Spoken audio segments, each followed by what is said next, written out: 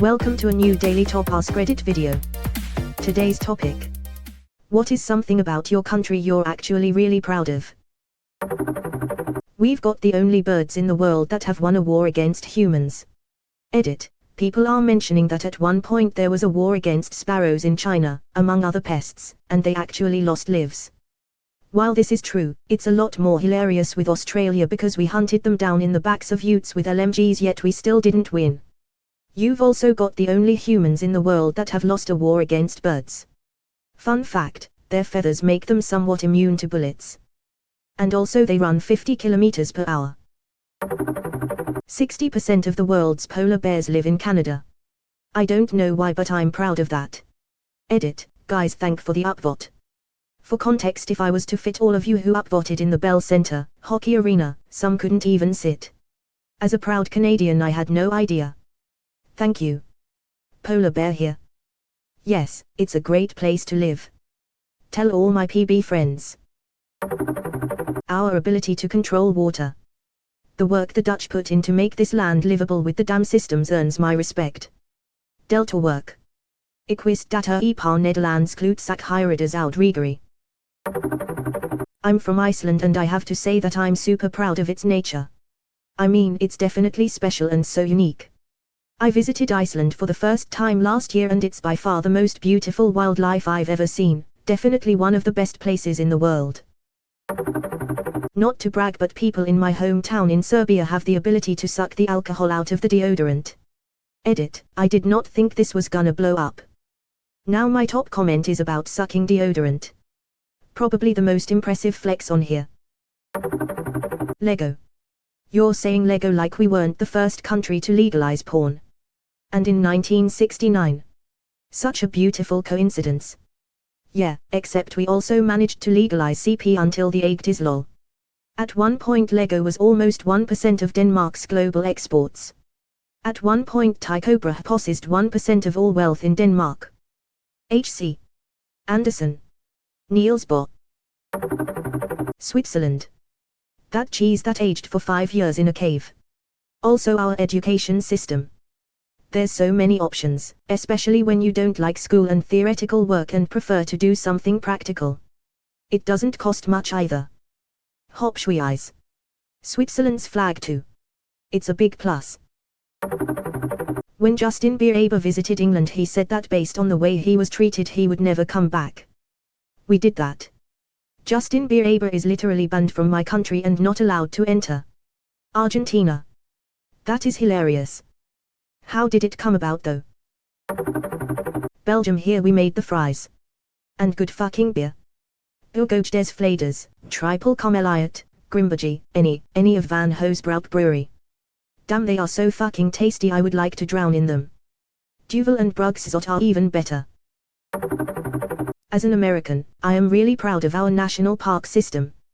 There are so many amazing natural wonders in the United States, since we are, geographically, such a large country, and the national park system helps keep these wonders alive and available for anyone to visit.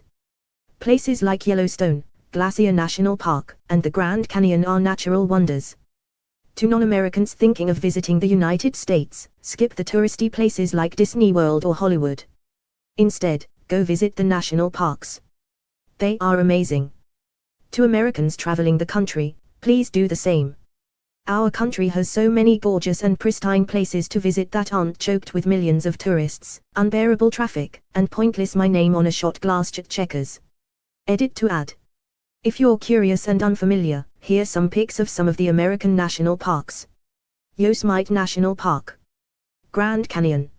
Rocky Mountain National Park. Olympic National Park. Also, for Americans with a disability, you can qualify for a free lifetime pass to the national parks. You only pay a $10 processing fee, but will have lifetime, free access to the national parks. Thanks, Leslie. I am big enough to admit that I am often inspired by myself. Costa Rica. Our beautiful and varied landscapes, everything from tundra to rainforest to deserts. More than 25% of our land is protected by the government, are a refuge for all the animals and biodiversity on land and in the oceans. And around 99% of our energy comes from renewable sources. It's also a true democracy when it comes to voting. Our presidents aren't always that great, but at least we the people choose them directly. Edit. I'm so glad to read everyone's comments about visiting my country and having a good time. Also, here is the article about the tundra in Costa Rica. I visited and was impressed by the incredible natural beauty and variety, how voting day was basically a national holiday that everyone I saw seemed to think was important, and I'll never forget visiting a small farm and talking to the owner about the pests like coati who would take part of the crop. His attitude was basically, well, they are part of the forest, so we just plant some extra to account for their share. I'm sure you have your flaws, and people who aren't nice, but pretty much everyone I met had a basic attitude of graciousness towards each other and their surroundings. I am a guy who has never been to another country ever before. The reason is financial plus lack of time. I try to satisfy my urge to travel by looking at photos and watching vlogs. Costa Rica is definitely on my list. It's really beautiful. Scottish people are funny fuckers. We have a dark sense of humor even in the worst circumstances. Loved visiting Scotland last year. I also did not know how common it was for bar bands to cover classic country songs. May just be a coincidence, but when I was in Inverness and Edinburgh there were a lot of bands in bars playing classic country music, and as an American who loves that genre, I'd never thought I'd get to dance and sing along to Kenny Rogers, Johnny Cash, John Denver and the rest of their ilk so far from home, but I'll be damned I did, and it was great.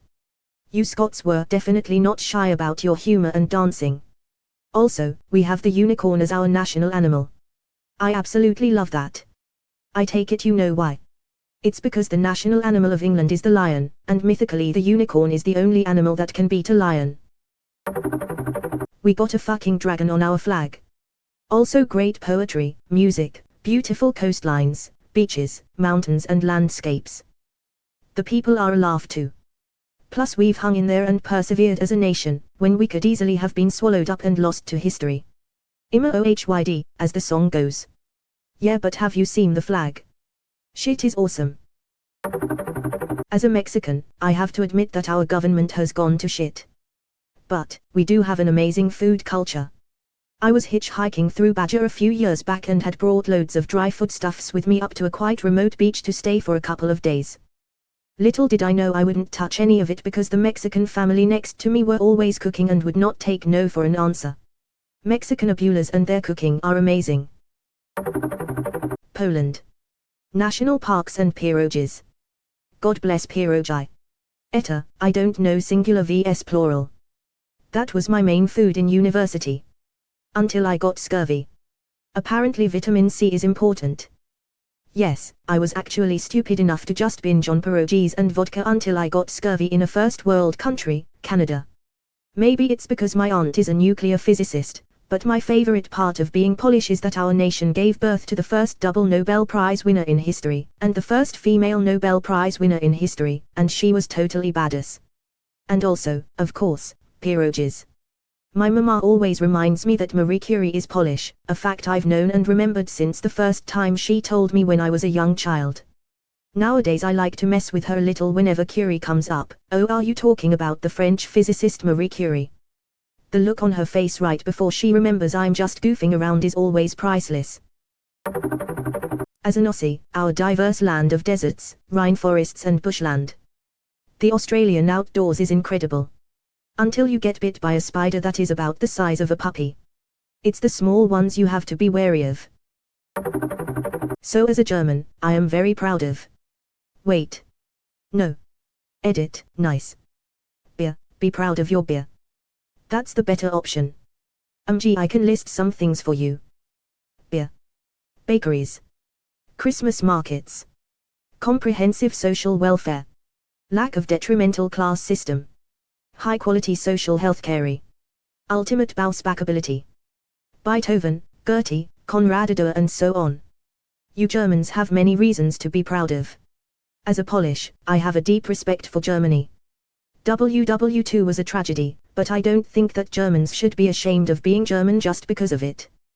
Besides, Hitler was not even German, after all, and why should I judge the whole nation because of few madmen? Nobody judges Mongolians because of Genghis Khan, or Italians because of Mussolini, or Japanese because of Heidke Tajo, or Belgian people because of Mark Dutroux. As a Polish, I have a deep respect for Germany. That really means a lot. Poland was the country that suffered worst from our war atrocities, and to see that this lies in the past now, although we never will forget it, is truly heartwarming. Beethoven, Goethe, Konrad Adenauer and so on. Why would you list Adenauer? I mean, sure, he was Germany's first chancellor, but a staunch conservative and did not really do anything against the former Nazis in the bureaucracy and elsewhere.